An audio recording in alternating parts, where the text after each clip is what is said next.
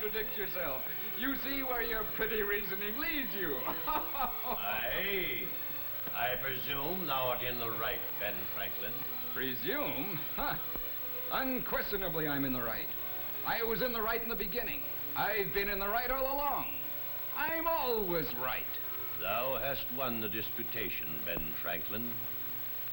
But I won't concede it to thee. Won't concede it, eh? Why, my friend? Prithee, why? Because, Ben, thou art not content with being in the right. Thou hast to be overbearing and insolent as well. Good day to thee, sir. Well, I... Good day, Mistress Franklin. Good day.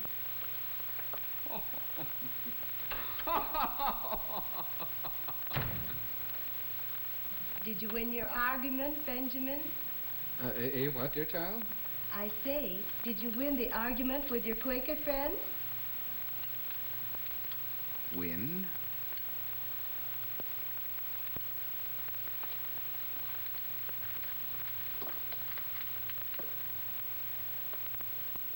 Win?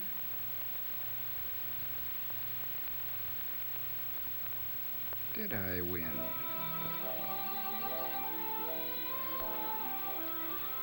Ben Franklin, the great American diplomat and philosopher. One of the greatest salesmen that ever lived. He began life an inveterate arguer. But when his Quaker friend drove home the awful truth, Ben took it on the chin and asked himself a few questions. He did some powerful thinking, and he came to the conclusion that you don't win arguments by arguing. But what is more important, Ben did something about it. He decided to correct his faults. He determined to change his method of working with people. He formulated some rules to govern his man-to-man relations. Virtue is obtained rather by the use of the ears than of the tongue. Put on the humble inquirer. Argument is productive of disgusts and perhaps enmities. In answering an opinion, observe that in certain cases, the opinion would be right. Forbear all direct contradictions to the sentiments of others and all positive assertions. Lose no time, but let each part of your business have its time. They are simple, these rules, but they helped make possible Ben's long and illustrious career of selling America. They helped make Ben one of the most effective salesmen of all time. Now, Ben wasn't what we would call a natural-born salesman, but by applying these rules, he sold the people of Pennsylvania his ideas for clean streets. People weren't attracted to Ben, just the opposite, in fact. But despite this, he sold his ideas for a volunteer fire department and a public library. By nature, Ben didn't have the knack of getting along with people, yet he put over his ideas for a free hospital and state university. Ben was a poor speaker, but he carried his points. He sold America to the French and secured many millions of dollars in loans. Loans which made possible the victories of General George Washington. As an old man, Ben went to the Constitutional Convention and sold America on signing the supreme law of the land. Selling America wasn't a hit or miss proposition with Ben. It all came down to the simple rules he established for himself early in life, and which he applied throughout the length and breadth of his long selling career. Now, this is all very well and good, but the modern salesman says, how do Ben's rules apply to modern selling? What kind of a salesman would Ben make today? Times have changed. Customers today are different. Selling America today isn't like selling America back in the 18th century. You're quite right, sir. Times have changed. The modern customer is different. In dress, in manner of living. The modern tempo is faster. You are quite right, sir. In your selling, you offer services undreamed of in my time. You answer needs that never existed before. What you sell America is entirely different, but how you sell it is something else. The methods of influencing people to buy are more or less universal. They're based on human nature, which is perhaps the one thing in all the years that has remained constant.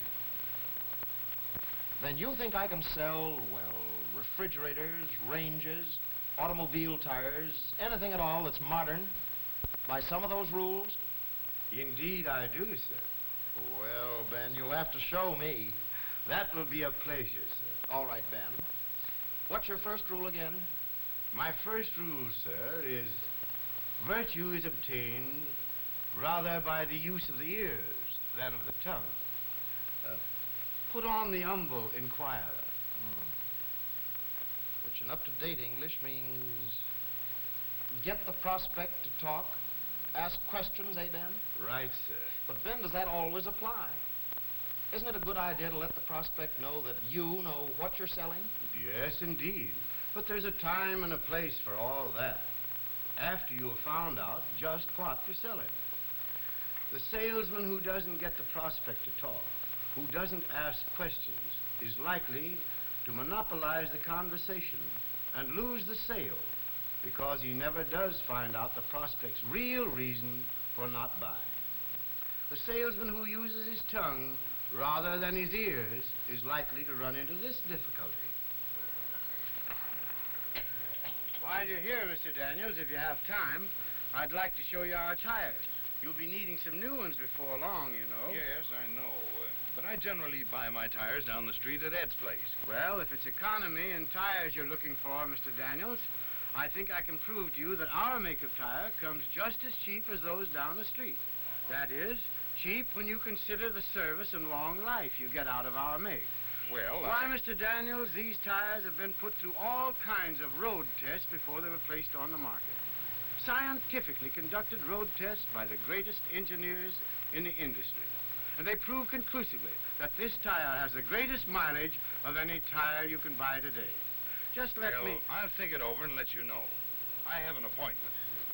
Pet selling points are often the reason for lost sales. The salesman tries to sell something that he himself is interested in, and frequently it is not at all what the prospect is interested in. That's why rule number 1 says, get the prospect to talk. Ask questions. In that way, you can find out what the prospect really wants. How do you find out what his real reasons are for not buying? Well, the simplest way to do that, I should say, is to ask why. Why? Uh-huh. Let's see how it works on Mr. Daniels. While you're here, Mr. Daniels, if you have time, I'd like to show you our tires. You'll be needing some new ones before long, you know. Yes, I know. But I generally buy my tires down the street at Ed's place. Is that so, Mr. Daniels? Just why do you like that particular tire? Well, I don't know. I've been using them a long time. I like the way they're made. In other words, you like their construction. Well, yes, I guess that's it. I see. Just why do you like that particular construction? Well, I'll tell you. I do a good deal of traveling in all kinds of weather. What I like most about that tire is the tread. Well, I don't want to be too inquisitive, Mr. Daniels, but just what do you like about that tread?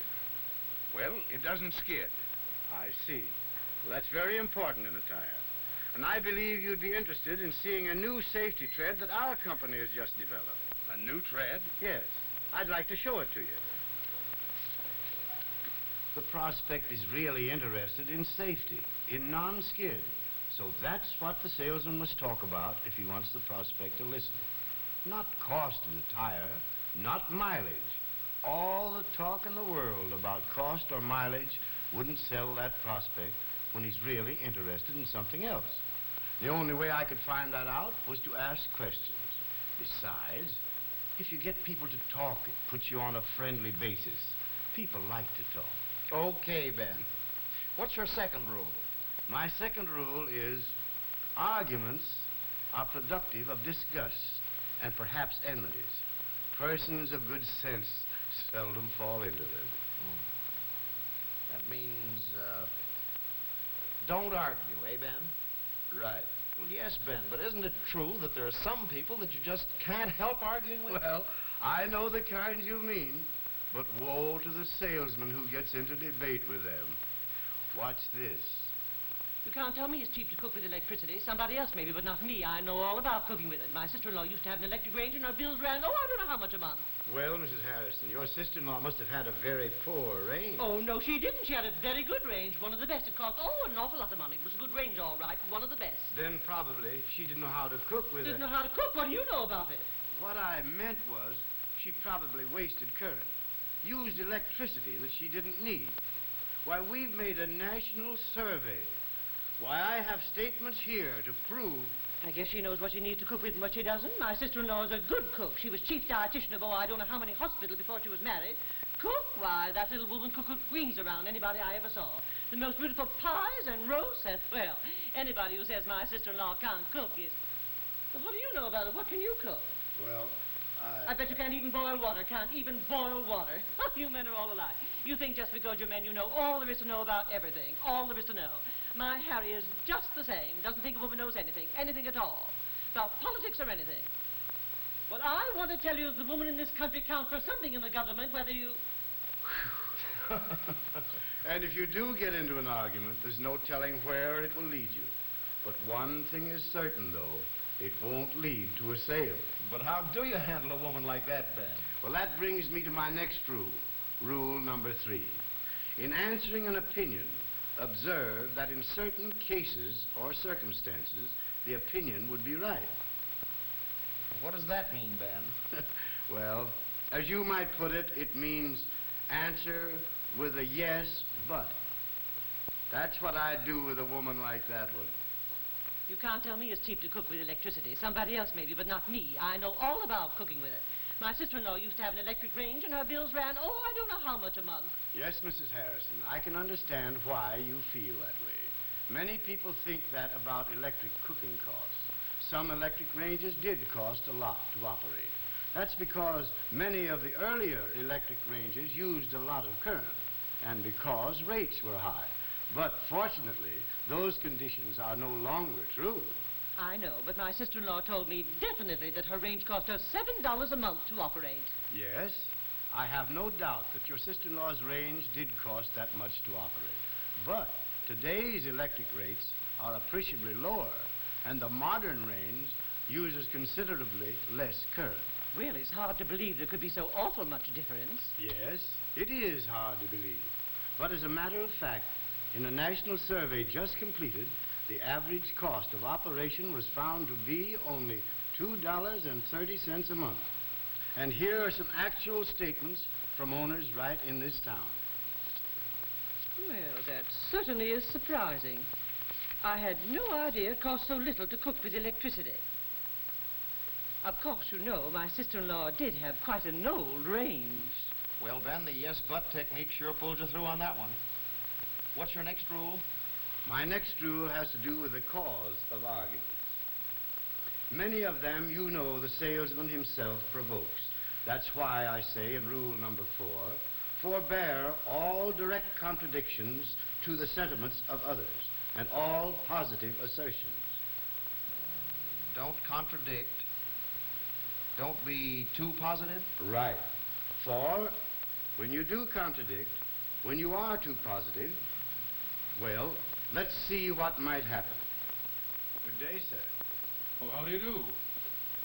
I'm looking for one of those grips. I didn't see what I wanted in the window. One of those, grips. What do you want it for? Well, I'm going to do a little traveling. The company is sending me out in the field again. I'm going on the road. Well, in that case, you don't want a grip. Nobody uses grips anymore. They're out of style. They're a back number. You want one of these. No, I don't. I want a grip. I've always used a grip. I don't like these newfangled bags. But I think you're mistaken. Everybody uses these bags nowadays. I don't care. Grips aren't any good. Not enough room in them. Can't keep your clothes right. Your suits get wrinkled. You'll carry an extra suit along with you, won't you? Yes, but... Well, in that case, this bag is just the thing. A place for everything, and everything in its place. Accommodates every traveling need. This is what you want. No, it isn't. I want a grip. And if I can't get it here, I'll... You see, I got off on the wrong foot right away by contradicting the prospect. Mind you, you may be perfectly right in everything you say, but if you present it that way, well, prospects are pretty rugged individualists sometimes. How much better it would have been to handle it this way. Good day, sir. Well, how do you do? I'm looking for one of those grips. I didn't see what I wanted in your window. One of those, grips. Yes, I understand. Of course. Going to do a little traveling, eh? Yep. I'm going on the road again. Here is a very nice grip. Genuine top-grain cowhide leather. Hand-sewed. Lined with imported Irish linen. Will not scratch or soil. Yeah? Well... By the way, here's another style of bag with many new conveniences for a person who travels a lot. Well, I know. But it probably costs too much. It does cost a little more, but then the savings on suit pressings would in a short time more than pay for the difference. Well, I never thought about one of those. But that looks all right. In other words, always be sure to show them what they ask for first. Yes.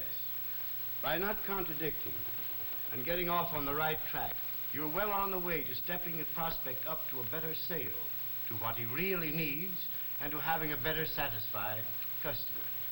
All right, Ben, where do we go from here? What's rule number 5? Rule number 5 is lose no time. Cut off all unnecessary actions. Let all things have their places. But let each part of your business have its time. Don't waste time, but tell a complete story? Right.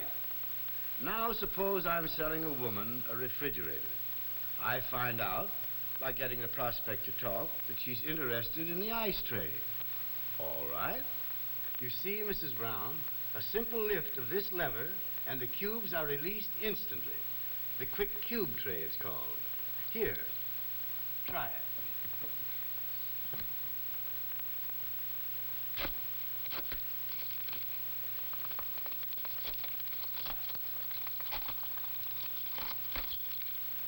Isn't it easy?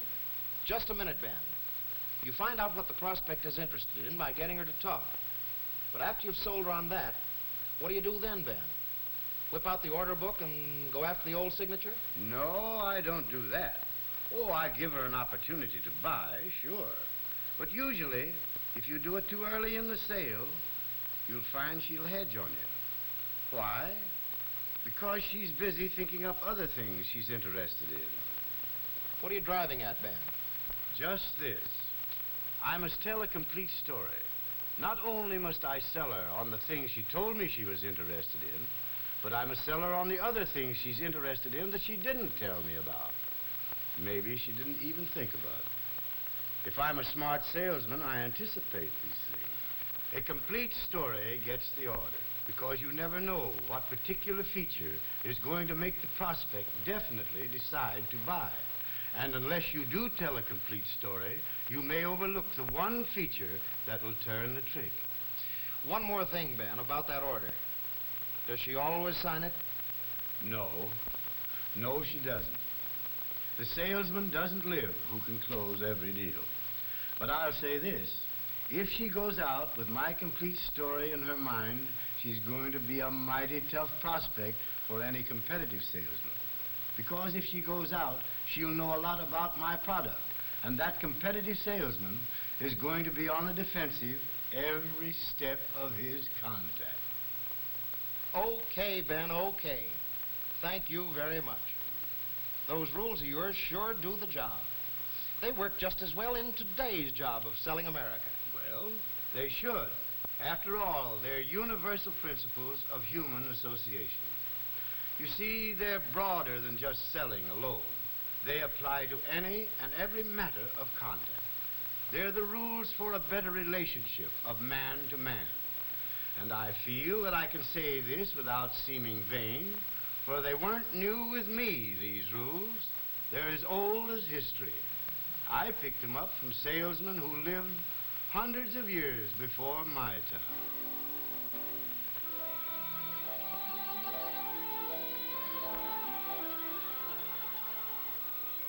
Get the prospect to talk. Ask questions.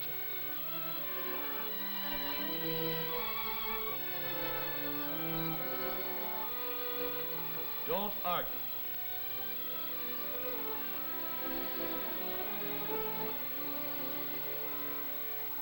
Answer with a yes, but.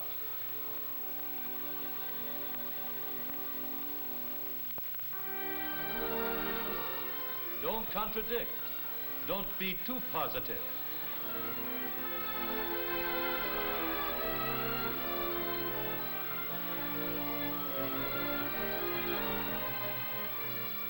Don't waste time, but tell a complete story. Use these 5 rules every day, in every contact, and you can sell America.